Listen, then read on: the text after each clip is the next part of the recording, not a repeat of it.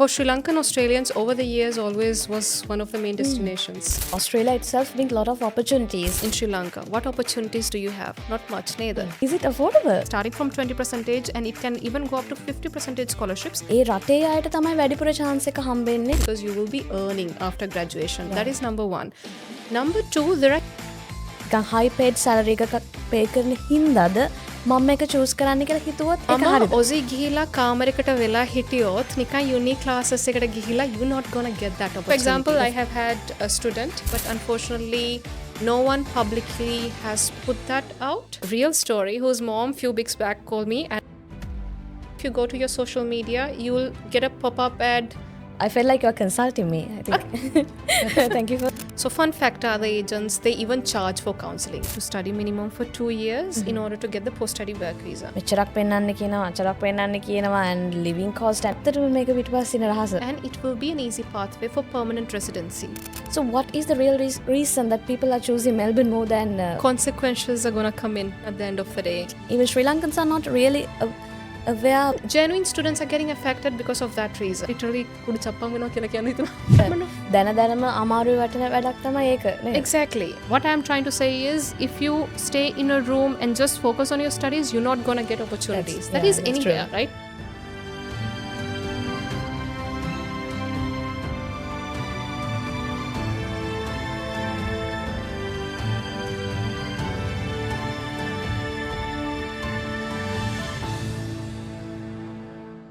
Have you ever dreamt of studying in Australia or in any other country filled with more opportunities? Because as a student in Sri Lanka, I have this dream, but I have the curiosity to know what are the opportunities that I have and what countries that I can apply for, and is that really affordable? මේ වගේ ප්‍රශ්න ගොඩක් ඔයාට වගේම මටත් තියෙනවා as a Sri Lankan. මොකද අපි ඉන්නේ ඉකොනොමි එකත් එක්ක අපිට තියෙන අපේ ටාගට් එකට යන්න මේ රටේ පුළුවන් වේද කියන එක. අන්න ඒකට අද අපි ගොඩක් උත්තර අරන් ඇවිල්ලා තියෙන්නේ. But I'm not going to answer these questions. We have a very experienced, very beautiful lady in this field, Mrs. Navdeep Kaur, Head of Branch, PFEC Global Sri Lanka. Hi. Hi Sarani, how are you? Welcome to the podcast. Thank you. So we have a lot of questions to discuss today. Are you ready? Yep. Yeah, I know you have a good experience in this field. 9 years of experience, not easy. How did you start in this field? I joined as a trainee. So later on, one step at a time. So now I am a graduate. Right, nice. So the big question. People are choosing Australia to study abroad. It is the main destination of most Sri Lankans. Why is that? So for Sri Lankan Australians, over the years always was one of the main destinations.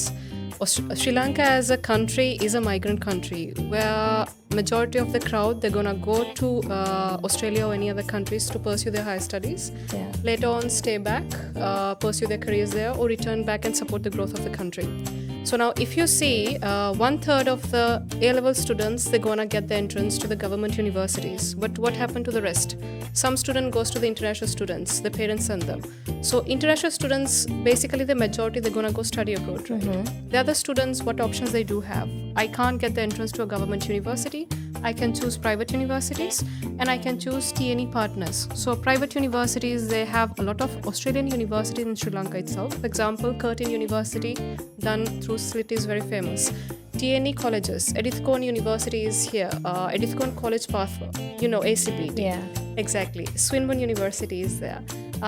So those were established in Sri Lanka because Australia itself saw the demand of students, Sri Lankan students. So what they do is the Sri Lankan students, they do their foundation diplomas and later on transfer. And why the demand? Because Australia has something that gives to the students, not only Sri Lanka, for any other country. Affordability. You can apply for a course where you can get scholarships, stay back options. Whatever, if the occupation is in demand later on, you can get the post-study work visa. And of course, later on, you can apply for permanent residency if you are interested to stay in that country, which a lot of countries do not offer that any longer. Yeah. So as you mentioned, Australia itself brings a lot of opportunities for everyone who can start their dream life in Australia. But දිනක් next big question is, as I mentioned you before, even I have worked as a student counselor for an Australian education institute. Plus, I have a lot of friends who are trying to migrate to Australia to pursue their higher studies and to settle down there and start their life. So, is it really affordable? Because I have worked with these students and they are investing a lot of money. Is it affordable? In a way, yes, it is expensive. Let's say if you studied in a Sri Lankan university, it would be definitely more affordable. But what an Australian degree gives you is, even if you come back in Sri Lanka, you will be able to find job opportunities with a higher package because you do have a worldwide qualification, which is ranked worldwide. And even if you stayed back, basically ROI is there, return on investment, because you will be earning after graduation. That is number one. Number two, there are universities that give high scholarships. So our government university graduates, for example, from University of Moroto or University of Peradeniya, those students easily can get to PhDs in Australia, where they get full funded. So let's talk about bachelor's degree students. Bachelor's degree students, they can get starting from 20%, and it can even go up to 50% scholarships depending on the university, where of course later on it will be quite affordable for them to pursue their studies. An important factor is, for example, if you study in Malaysia as an international student, you can't work part-time. It's illegal. But in Australia, a student can work 48 hours per fortnight. And during holidays, for example, they do have summer holidays, which is 3.5 months, where the students can work unlimited hours. So that is there. So while they are studying, they can work and they can earn. And further, of course, the parents will be supporting them. Yeah, so with that, there are several industries they have the demand. Sometimes they go down, sometimes they go up, like nursing, medicine, engineering, or management, whatever. So what are the prevailing fields that have the good demand in Australia? For any country, Australia as well, STEM is picking up. STEM, science, technology, engineering, and mathematics. So let's take an example. Let's say you have done a bachelor's in business in Sri Lanka. What opportunities do you have? Not much, neither. But in Australia, they have bachelor's in business where you can major in AI. For example, RMIT has business information systems, where is business plus IT. So STEM courses are very famous.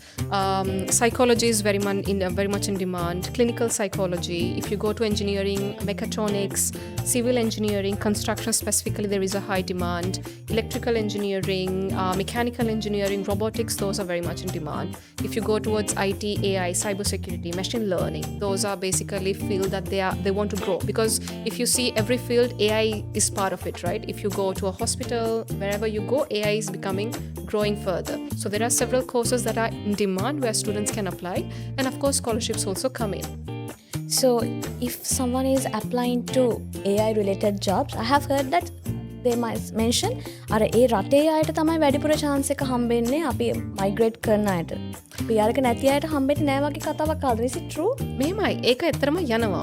But if you look into it, මම ඔසි ගිහිලා කාමරයකට වෙලා හිටියොත් නිකන් uni classes එකට ගිහිලා you're not gonna get that opportunity. Definitely. Exactly. So the university, the employers are gonna see for people who are outgoing, who are being part of those clubs, university clubs. So ඒ වගේ opportunities වල ගන්න ඕනේ. නිකන් කාමරයකට වෙලා ගිහිලා ඉගෙන ගත්තාම job opportunities හම්බෙන්නේ. That's not only in Australia, in any other country. For example, I have had a student whose mom, actually, real story, whose mom few weeks back called me, and she has said, Miss mage putata job opportunity, that's not for Australia. Job opportunity ka kenne naha. He studied at University of Liverpool. That guy was very shy, literally. So I was telling her, ma'am, eya clubs වලට join වෙන්න ඕනේ. එයා මේක ඒ ටික කරන්න opportunities ටික. So he has graduated, now he's under his work visa. අවුරුද්දක් ඉවරයි, තව අවුරුද්දයි තියෙන්නේ. So I was telling her, get him to apply for job opportunities and to be part of certain clubs. So given the boy was shy, he was not able to get that opportunities. Now what we have done is we are applying for second masters for country that the demand is higher. So now the second country of his interest is now in Australia for his master's degree. Then ehe gihila thamai think balamu monad wenni. But what I am trying to say is, if you stay in a room and just focus on your studies, you're not going to get opportunities. That is anywhere, true. right? That's something general. Yes. Yeah, because කොච්චර අපිට company එක පැත්තෙන් support එක තිබ්බත් you have to build your own personality. Your own You have to build portfolio that. at the end of the day. Definitely. And universities actually, they do have their own counseling team. They do have their own team within the university that are supporting. But the problem is our students do not put efforts Yeah. to try get those free opportunities in order to support themselves. Yeah, something out of the frame, but I need to ask this. When choosing an industry or maybe a field, I have seen people choosing that field just because that they have good demand in jobs. They pay good salaries just because of that. And කවුරු හරි ඔස්ට්‍රේලියා හැම study කරන්න යනවා නම් නිකන් high paid salary එකක් pay කරන හින්දාද මම මේක choose කරන්න කියලා හිතුවොත් ඒක හරිද? එහෙම ළමයි ඇත්තටම කරනවා. We had a student, he has done, as you said, ACBT, Diploma of Business කරලා තියෙනවා. We got the inquiry today in morning and all of a sudden the counselor comes and tells me, Navi, sorry, they call me Navi, this student has done a diploma in business. Now he wants to apply for Bachelor of Construction because basically the demand is there. Yeah. That's wrong. You Definitely. can't, definitely. Even if you go for business, doesn't mean that opportunities are not there. There are certain regional cities, regional areas where opportunities there, you can get job opportunities or go for a major that is in demand.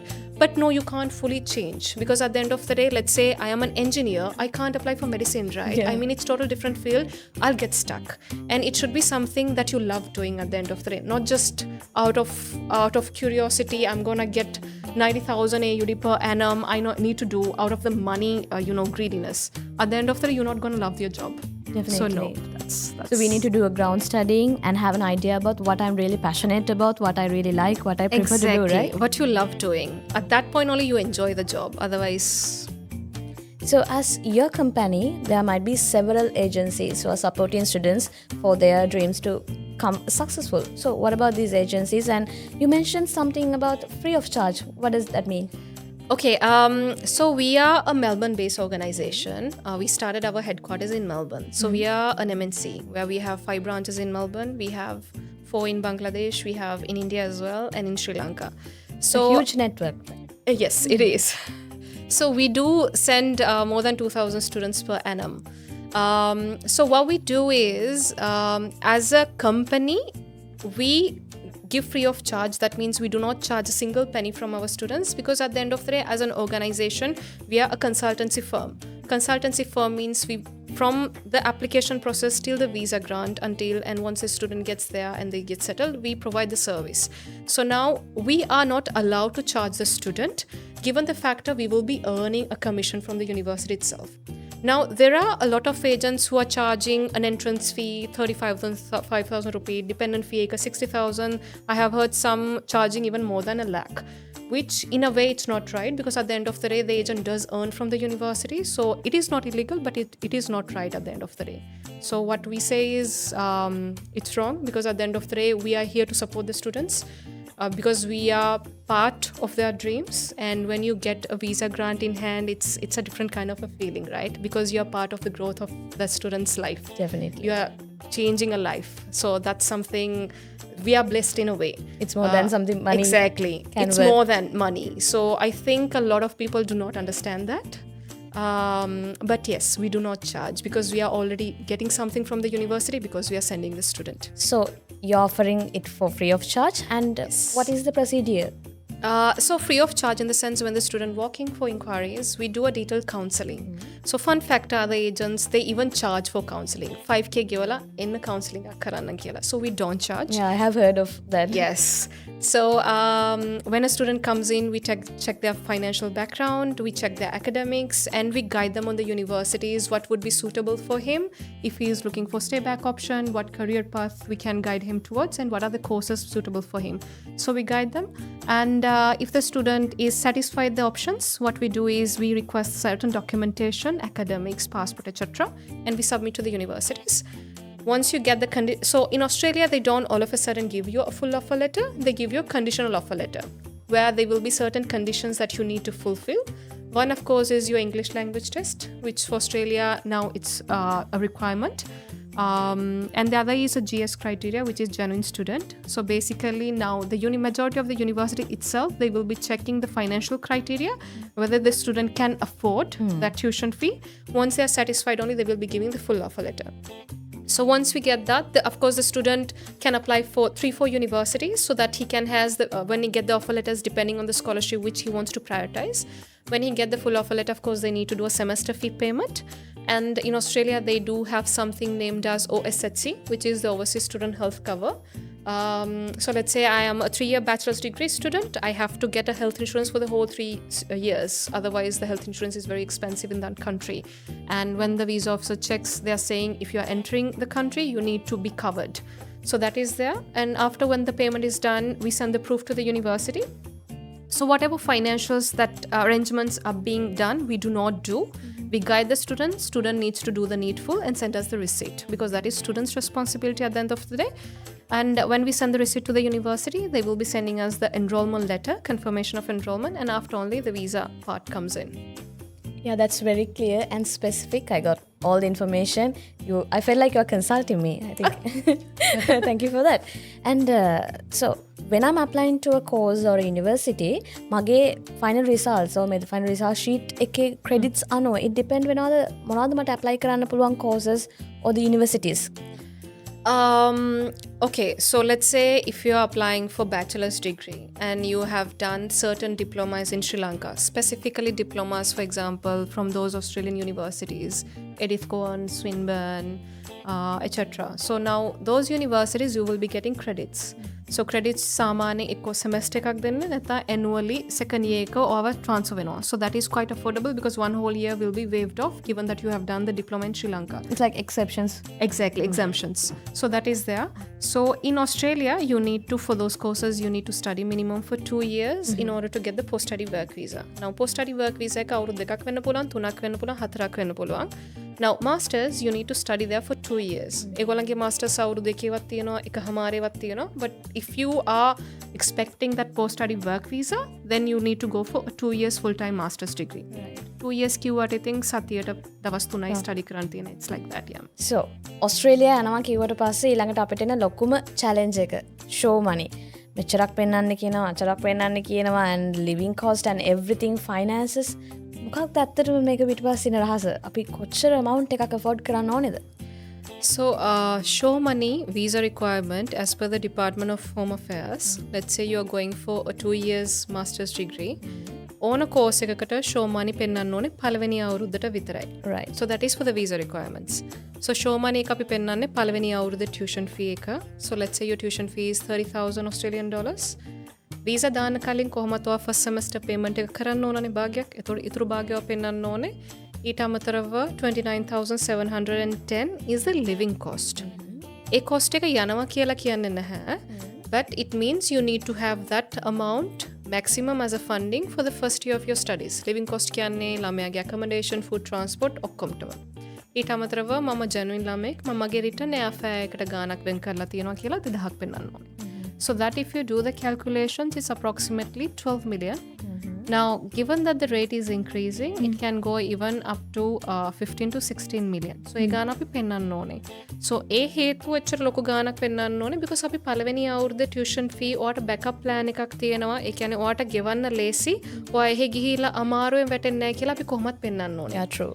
Now, living cost 29,710 කියන්නේ ඔයාගේ පළවෙනි අවුරුද්දේ වියදම් කරන the maximum amount.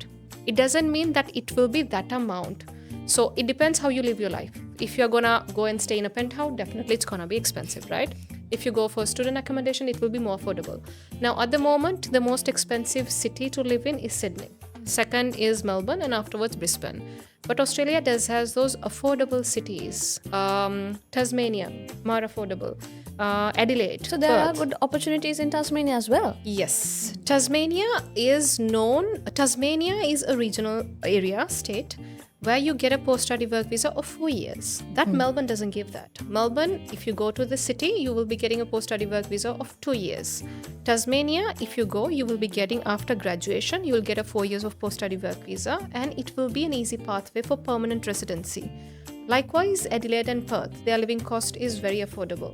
Now, affordable cities means per annum, it can start the living cost from 15,000 and it can go maximum to 20, not higher than that. But if you go to metropolitan cities, it can start from 25,000 and it can go up to 30,000 per annum. Of course, that is how it depends how you're going to live, right? At the end of the day. So what we do is, Sri Lanka is famous for Melbourne. Sri Lankan students prefer going for Melbourne either because they do have their besties there, either because they have their relatives. We do not advise that, because at the end of the day, if you are looking for career growth, we advise go for regional cities. Yes, Australia have superb universities in Melbourne. They have really good universities. Certain universities give really good scholarships. For example, RMIT give 20, Victoria universities give up to 30. But if you are a student who are looking for special skill courses, engineering, Perth is very much in demand. Maritime, Tasmania is in demand. So we usually advise go for regional. And if you are specifically looking for affordability, where you can afford your tuition fees and your living costs, then go for regional areas because those are more affordable. One question from your previous answer, you mentioned that there are good opportunities in Tasmania as well. So what is the real reason that people are choosing Melbourne more than Tasmania and other regional states? People choose Melbourne because they do have the known people. For example, if a student... So is it like technological developed more than Tasmania? Not at all, actually. So Melbourne, it's known about its crowd. Hence, Melbourne has several universities. They have Victoria, they have RMIT, they have Deakin, La Trobe, Swinburne. So Tasmania has only one University of Tasmania. That is, Melbourne, the crowd is high. Hence, the competition is high. Youngsters are not understanding that. Youngsters come in, Aki, I want to go to Melbourne because mage yalo inne me university ke. Understandable. But we have students who now are graduating from their bachelor's degree. I had a student who studied at RMIT, of exceptional university. Now he is graduating next semester and he has calling me, Aki, metaning job opportunities mata penne. Masters I want to do in regional university, and we are planning to apply his master in regional because he's not getting that sponsorship. So that demand, students, when they enter the country only, they understand that the demand is not there, or the demand is there but the competition is high. ලංකාවේ 5000ක් ළමයි යනවා නම් 5000න් භාගයක් යන්නේ Melbourne. Literally Sri Lankans are for Melbourne for some reason, okay? But now there is an interest picking up for regional areas because they have understood that Melbourne competition is high. Hence, if I go for regional areas, my opportunities will be higher.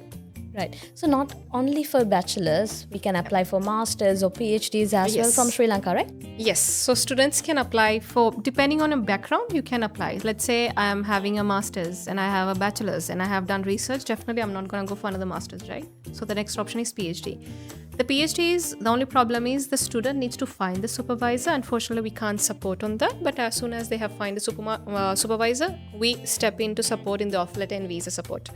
Bachelor's, masters by research options are there, and yes, of course, PhD, so they can apply. Yeah, and with time to time, I have heard that news that they have a rate of accepting visas from migrating students and rejection. So what about that? Yes, there is a talk. Visas are getting rejected. Sri Lanka was early this year was affected very badly. There is a talk going around that they are trying to reduce numbers from South Asia, but those are all talks. As a country, not only Sri Lanka, but overall South Asia, we are getting affected because of fraudulent documentations that are going around in the market. But unfortunately, no one publicly has put that out. So now if you go to your social media, you will get a pop-up ad, show money, pennana on the 1% interest discounts. So that is not legal, right, at the end of the day. But people are openly doing that. Because funding pennanne mata viyadan karanna puluwan mangawa salli tiyena. When someone else is giving you that money, I mean, and venuwata you need to pay them an interest, it means you don't have the money. So how are you going to study in that country, right? And the Department of... Exactly. And the Department of Home Affairs, they can trace. I have seen agents, for example, last week, allegedly, a student came in with a visa refusal, and that visa refusal was from a high-tier university, one of the top universities. And when we checked in, she had proper documentation, she had the proper funding, everything. When we literally dipped into it, the funding was third party. The student had created rental documentation, which were not even genuine rentals. So what do you think? The visa officer, is he an idiot? Is he not going to understand that? Definitely. Is he not going to verify? So, and the fun factor is, and that is why we are getting the refusals. It's not because of the students, and genuine students are getting affected because of that reason. Hence the visa risk. Why our success rate is reducing, because there was a time that our visa success rate was 90% and higher than that. Wow. Now, as of May 2026, in early of 2026, we were 34%, which was very low, right? At the end of the day, May 2026, our success rate was 70. That means we are improving. But again, when those kind of third-party people come in and they say, "Mamo ave no sabi pennannang, netta mamo age documents hadla dennang," that's not genuine, right? Because of those people, we are getting affected. The students are getting affected. Hence, our success rate as a country is literally. So because of that reason, our visa success rate is reducing because of these kind of people, unfortunately. So when people are faking, their whole Consequences are going to come in at the end of the day. to be genuine. That's a Exactly. fine request. And our students, unfortunately, are falling for that without understanding the factor that risks their own. Because once a visa is getting rejected, for the same country applying, it's not easy. Universities are not going to accept you. Or later on, basically, the visa officer, knowingly that this is what is the background of the student, they're not going to give you a visa again, right? So a backup destination you'll have to look into. But again, who is going to take your profile when you're providing fraudulent documentation? So that risk comes in, yeah. Yeah, so be genuine with all the procedure, the work that Exactly. you are doing. And it's affecting other students as well when they are faking it, no? Yes, genuine students were affected. So we had, again, that was for February 2026 student. It was shocking. It was an inquiry that came in. All of a sudden, we got a call. I got my visa refusal from this ex-university. The father had 2 duty-free shops where he was earning more than 30,000 USD. Now, that is financial stable person. That means he earned. The daughter or the son doesn't need to stay in that country. You can't get, because of that fraudulent documentations, what is happening, those kind of genuine students are getting affected. And it's a way sad, because if you can't afford to go to that country, there are other options, right? You can't afford, just because your relative or your best friend is there in that country doesn't mean that necessarily, because again, you provide fraudulent documents. What is going to happen when you enter the country, right? You won't be able to afford yourself. Definitely. So people will do anything to fulfill their requirements. They don't sometimes think about other people as well when genuine people are affected by these kind of fact that they are doing. Exactly. So what are the affordable universities that students can apply if they are not unable to reach? So now if you go for each university website, the tuition fees are high. So tuition fees can start from 38,000 Australian dollars, and it can go even up to, if you go for group of 8, up to 53,000. Medicine is way high, and unfortunately you don't get scholarships for medicine, but universities do provide scholarships, and there are high ranked universities where they give up to 50% scholarships. So if we talk about regional universities, as we discussed for Tasmania, they give up to 30%, but they're implementing a 35. So that is a very big scholarships. RMIT gives 20% for all the students. Victoria University in Melbourne, they give 30%. If you go to University of Wollongong Regional University, they give 30. Charles Darwin University, they give 30. So that means necessarily you don't need to go to that expensive university. You can go for university that you can afford, because they do have those scholarships in. So they are providing opportunities as well as scholarships to students. Exactly. So are there any requirements that we need to fulfill to apply for scholarships? Okay, so scholarships, usually within the offer letter it comes. Let's say if you do have a first class, definitely that scholarship will be automatically 30-35 will be coming in, or second upper class. Of course, if you do have a simple pass, then of course scholarships are not going to get guaranteed, right, at the end of the day. Yes, the generic 15 to 20% is going to come in, but the high scholarships, no. Now, even tier 1 universities, for example, Adelaide University, they do give up to 50% scholarship. But again, you need to separately apply. If you are the perfect candidate only, they're going to give you. University of Western Australia in Perth, again, a group of 8 university, they give up to 12,000 study grant, which again, you need to be having a first class or an upper class in order to get that scholarship. So it depends on the results.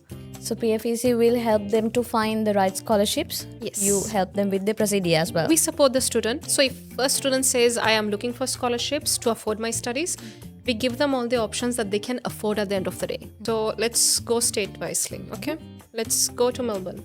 If you go to Victoria, there are universities that you will get an automated scholarship. For example, RMIT, one of the highly ranked universities, they have the top courses.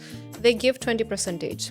Victoria University, they have a block system which students can study subject by subject very easy. They give you up to 30%. La Trobe, they give up to 25. Likewise, if you go to Tasmania, they give you University of Tasmania up to 35. Stay back option, very easy. Adelaide, Group of 8 University, Adelaide University, they give you a 25. But if you are qualifying first class or have really good results, you can even get a 50%. 50%? Yes. Competitive, but if they think you are a perfect candidate, they're going to give you that. The other example, Flinders University in Adelaide, they give 35. So amount going to waive off from their total course fee? Yes, annual course fee. So let's say my tuition fee is 40,000, I will be getting 30% scholarship likewise. So in Perth, they do have Edith Cowan University in Sri Lanka branch, right? So they give a 20% scholarship, but they do have a bursary of extra 5,000, which will get deducted once a student is onshore. Murdoch University is there, they give a 20%. Again, a group of 8, University of Western Australia is there. They give up to 12,000 study grant. Now, if you go towards New South Wales, let's go to Western Sydney University, they give up to 20. University of Wollongong, they give up to 30%. So if you go towards Queensland University of Technology, they give 25. If you go towards Darwin, they give Charles Darwin University, they give 30%. Charles Sturt University is there, they give 35. So there are a lot of universities, they do give high scholarships, but unfortunately students are not aware. So and certain agents do not have that knowledge because you need to be in update. Every intake the scholarship changes.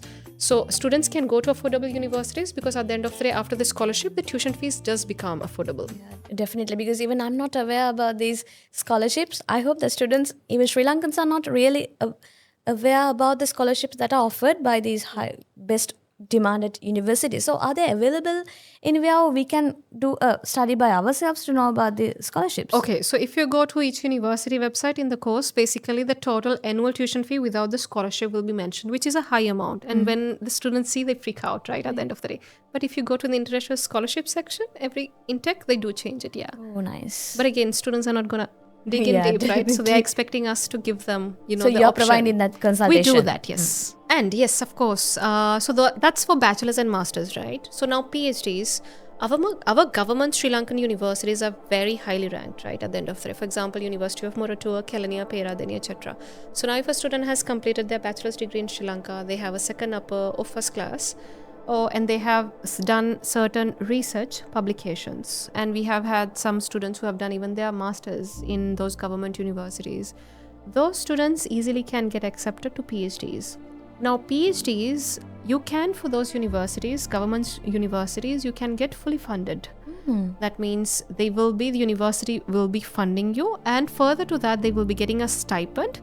That means the applicant, until the completion of their PhD, they will be getting some kind of a stipend monthly salary, which is per annum approximately 34,000. So that means while they are researching, producing their research, they will be getting that salary, that income, the stipend from the university itself. Right, nice. And like after studying, our next step is to find the right job, to earn, to find the best job, your dream job maybe. What about the post-study work and the visas related to this field? Okay, so now as soon as you graduate, bachelor's, master's, you get post-study work visa, right? That is the plan. So post-study work visa, it doesn't automatically come. You need to apply for it. That is a 485 subclass. So you need to fully successfully graduate from that course. That means you need to have the final official transcript in hand. So now if you go for metropolitan cities, Melbourne, Sydney, Brisbane, you will be getting a post-study work visa of 2 years. But if you go for regional cities, you will be getting for 3 years. University of Newcastle, University of Wollongong, and many more universities. Now, if you go for the regional cities, further regional would be be University of New England so University of Charles Darwin University in Darwin, University of Tasmania. So those universities, they will be giving you a 4 years of post-study work visa. When you apply for the permanent residency, you will be getting extra points because you studied and work in those regional cities. So why you get those regional extra points and extra 1 or 2 years of regional years of post-study work visa? Because the government wants to further grow and develop those cities rather than bring in students in Sydney or Melbourne. Hence why. So most of my friends who are studying abroad, the other thing that they are doing is they are working really hard. They are finding jobs, they are doing 2-3 other jobs. What are the part-time jobs that we can apply when we're working or studying in Australia? Okay, first of all, usually for the first year of your studies, for the tuition fees, you need to have the funds in hand. That means you need to have. Majority of the students are having that expectation that I'm gonna work and earn. Yes, that you can do it, but you need to safeguard yourself, right? And as a consultancy firm, what we say is for the first year of your studies, you need to have funds. Hence the Department of Home Affairs requirement, you need to show the money for the first year, right? But students can work part-time. So as I said, students can work 48 hours per fortnight. PhD students can work full-time. Bachelor's and master's degree, you can work 48 hours per fortnight, and during holidays, you can work full-time. So now, full-time, let's say I am going for the July intake. So July intake, if you go, you need to study only for 3 months, because from November to February beginning, it's summer holidays. That means 3.5 months you can work full-time. And by working full-time, you can earn actually. So now jobs vary. Per hour, the starting salary can be $25. It can go even up to $60 per hour depending on the job. So let's say you're working in cafeteria, that goes $30 to $40.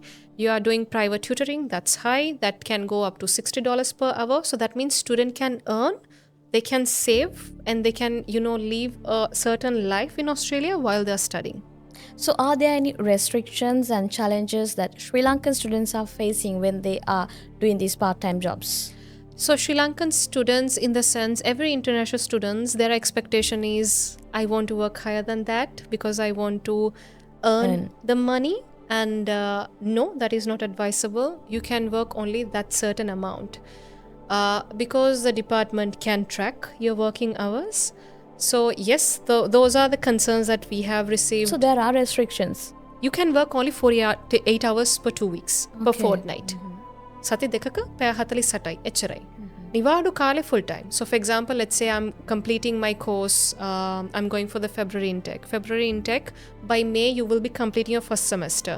Now, the second semester will be starting approximately by July. So you have few weeks. You can work during that period full time. But when you are studying, during your study period, you can work only part-time, 48 hours. So is that illegal? We are working more than the hours? Yes. So the requirement is per fortnight, per 2 weeks, only 48 hours. During holidays, full time.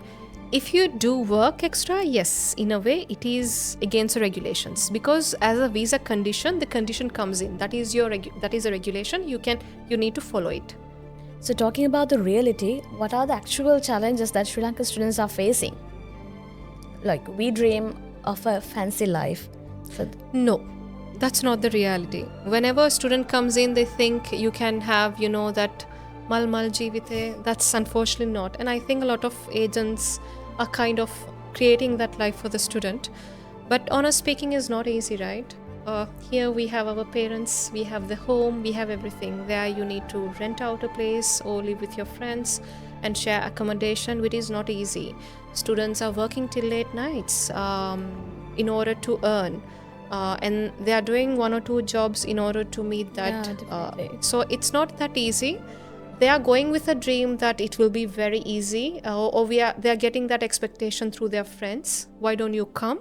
It's very easy. I am earning. But at the end of the day, when you enter, either the weather change, your family it's very lonely at the end of the day, because students need to know about that part. It's not only about you entering a country. It's a different country.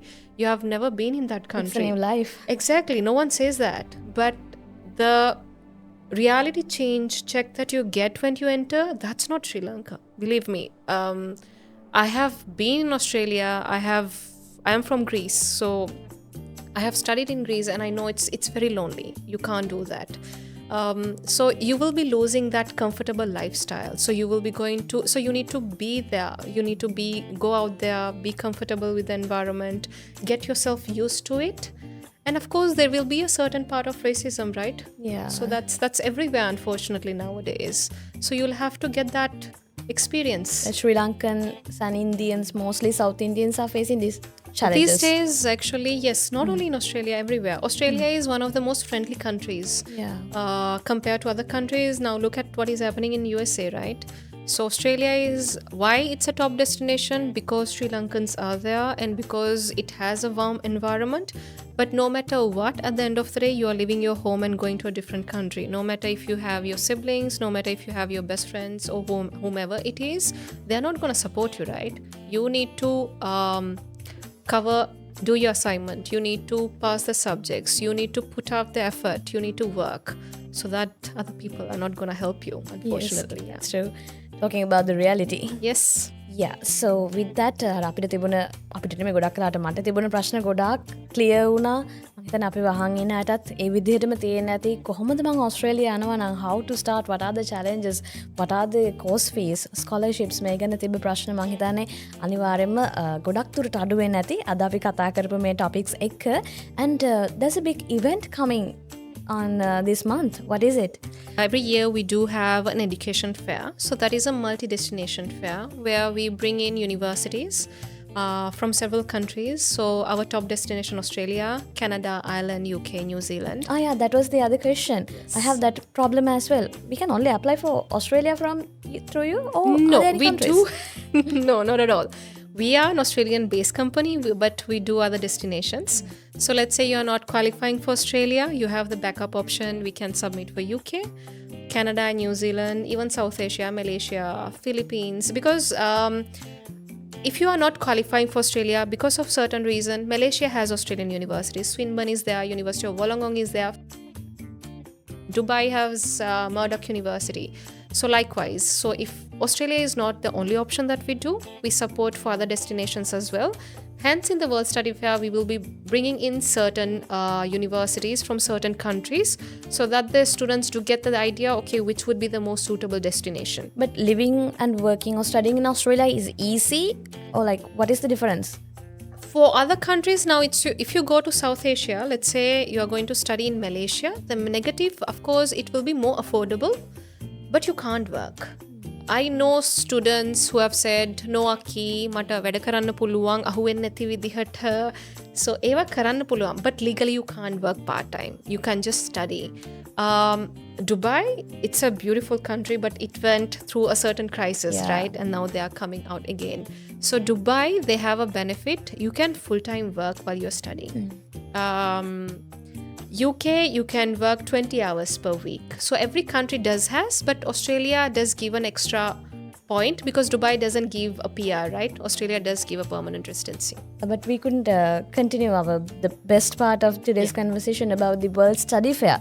Let us talk about that as well. So if we are talking at the moment about Australia, so World Study Fair, we are bringing in a lot of universities from Australia itself, where it's not only Melbourne, because you know Sri Lanka is from Melbourne. We are bringing, of course, high-ranked universities. For example, RMIT is coming in. We have Victoria University coming in, but we are bringing regional universities as well. For example, University of Western Australia is coming, Adelaide, Erithcone is coming in. We are having Flinders, University of Tasmania, University of Newcastle. We are bringing in University of Wollongong. We are bringing in Charles Darwin. We are bringing in University of Southern Queensland. Everything to one so, point. Regional universities and metro universities, that you do have your options. And when you go out from the event, you will be having, okay, what is the university I'm going to go for? And of course, my team will be there, myself, I will be there, and we will be guiding the students accordingly. And we will be doing a counseling as well so that they know which university would be the most suitable for them. So you will be providing the full consultation, full support to start your journey and study abroad and pursue your dreams. That's what happened in there. Yep. So what is the big date? So it's on the 25th of July. So the event is from 11 a.m. to 4 p.m. at Kingsbury, Colombo. And the most important, not only we are bringing the universities in and we are doing the counseling part, But we do have on-spot application booth where the student, if they are satisfied with the university, then there itself they can submit the application and we can track their offer letters. Nice. Yep. So we are providing the full support, consultation, and everything under one roof. Yes, and free of charge. Definitely. So we would like to welcome you all on 25th at Kingsbury Hotel. She and her team will be there to support you, provide you the best information to start your journey and to pursue your dreams in Australia and other countries as well, right? Yep. So අපි බලන් ඉන අයටත් හිතෙන්න ඇති දැන් මගේ journey එක start කරනවද මම ඕස්ට්‍රේලියා යන්න ඕනේද මට පුළුවන් වේද ගිහින් කරගන්න මේ වගේ අපි හැමෝටම ප්‍රශ්න තියෙනවානේ we have that curiosity, we have challenges, everything. So what is that one message that you have for them? So don't be reluctant. Before actually the event, come and meet at our office. Because PFEC, we are a multinational company where we have 19 plus years of work experience in the industry. We have sent abroad more than 22,000 students. We have success testimonials of students. I know you guys are having a lot of questions. What is going to happen? What is the best universities? Can I afford it? So why don't you drop in prior?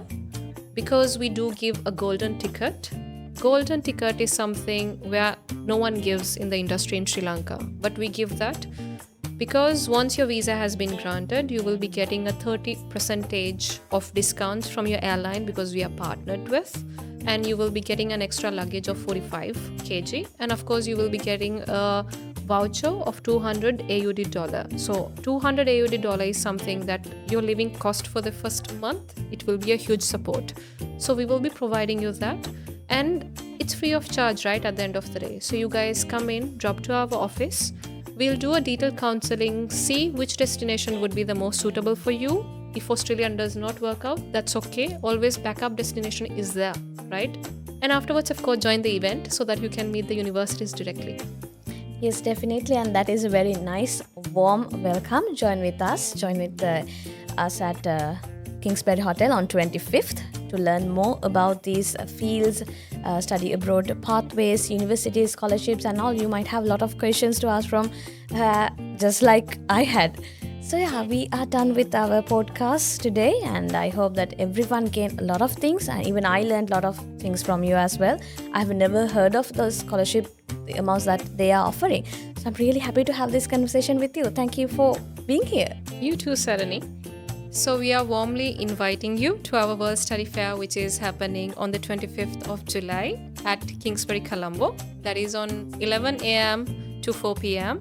where several universities from multi-destinations, Australia, Canada, New Zealand, Ireland, Dubai, will be coming in, and they will be there to support you, to guide you on your study abroad dream. But prior to that, in order for you to check your eligibility, whether you're qualifying or not, please kindly come and visit at our office, which is in 72C, Bauddhaloka, Mawatha, Colombo 4 in Bauddhaloka. So visit us, we'll do a eligibility check, and of course you will be getting the golden ticket in order to enter and get the VIP service at our event.